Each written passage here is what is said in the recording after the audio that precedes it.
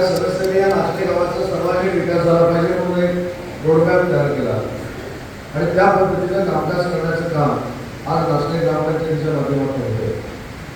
मला सांगताना आनंद ह्या गोष्टीचा आहे की आपल्या सगळ्यांच्या आशीर्वादाने मी राज्याचा उद्योगमंत्री झालो आणि राज्याच्या उद्योग मंत्रालयाच्या इतिहासामध्ये पहिल्यांदा ग्रामपंचायतीच्या हद्दीमध्ये ज्या ज्या ठिकाणी एमआयडीसीचं पाणी जातं त्या ठिकाणी इन्फ्रास्ट्रक्चरसाठी पैसे देण्याचा निर्णय आम्ही घेतला आणि या नाचणे गावातल्या रस्त्यांसाठी सुमारे 8.5 कोटी रुपये आम्ही मंजूर केले आणि त्याची कामं देखील आता सुरू झालेली आहे.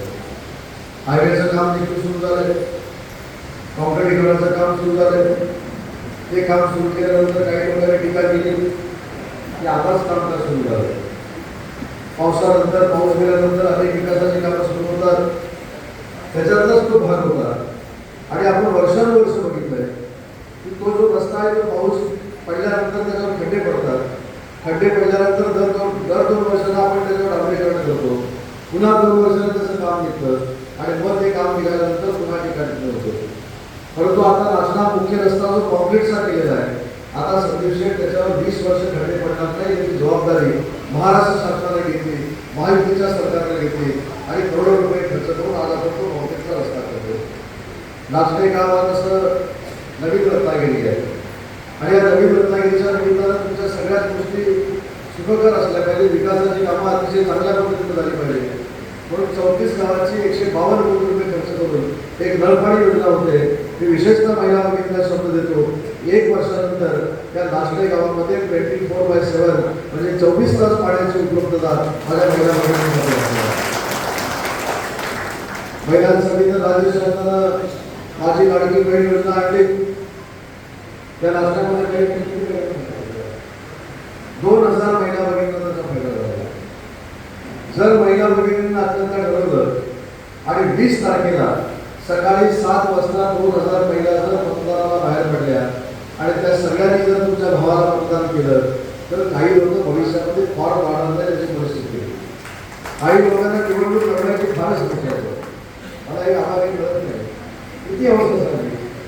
2004ला 2009ला 2014ला एवढं सगळं बघून सुद्धा पुन्हा एकदा हौस आहे.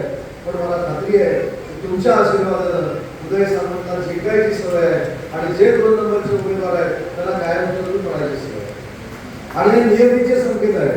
तुमचा आशीर्वाद तर नक्कीच आहे, पण 2004ला माझी निशाणी 1 नंबरला होती, 2009ला माझी निशाणी 1 नंबरला होती, 2014ला माझी निशाणी 1 नंबरला होती, 2019ला माझी निशाणी 1 नंबरला होती आणि तुमच्या आशीर्वादानं 2026ला देखील माझी निशाणी 1 नंबरलाच आहे. त्याच्यामुळं नियतीच्या मनामध्ये उदय सामंत या मतदारसंघामध्ये कायमस्वरूपी 1 नंबरला राहावा हीच कदाचित नियतीच्या मनातली इच्छा आहे आणि म्हणूनच सातत्यानं मी 1 नंबरला तू 2 नंबरला, मी 1 नंबरला तू 2 नंबरला मध्ये 5 वर्ष मला मी सुरू केली. 5 वर्ष आपल्या सगळ्यांबरोबर होते, पण त्यांचं पण कौतुक केलं पाहिजे. म्हणजे एखाद्याला कॉन्फिडन्स किती असतो म्हणजे त्याला तर मानलंच पाहिजे. म्हणजे एवढा कॉन्फिडन्स आहे, एवढा कॉन्फिडन्स आहे. पण जनता जे सांगते, मतदार जे सांगतात की उदय सामंत तुझी हॅट्रिक झाली, उदय सामंत विजयाचा चौकार मारलाय, म्हणजे त्यांची देखील हॅट्रिक झाली आहे. हे किशोर मोरे सर सांगत नाही, त्यांची पण हॅट्रिक झाली.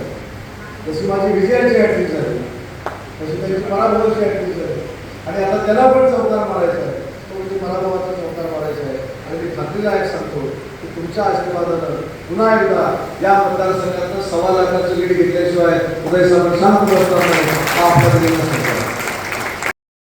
टाइम्स डिजिटलला लाईक करा, शेअर करा, सबस्क्राईब करा आणि बेल आयकॉन दाबायला विसरू नका. Times digital.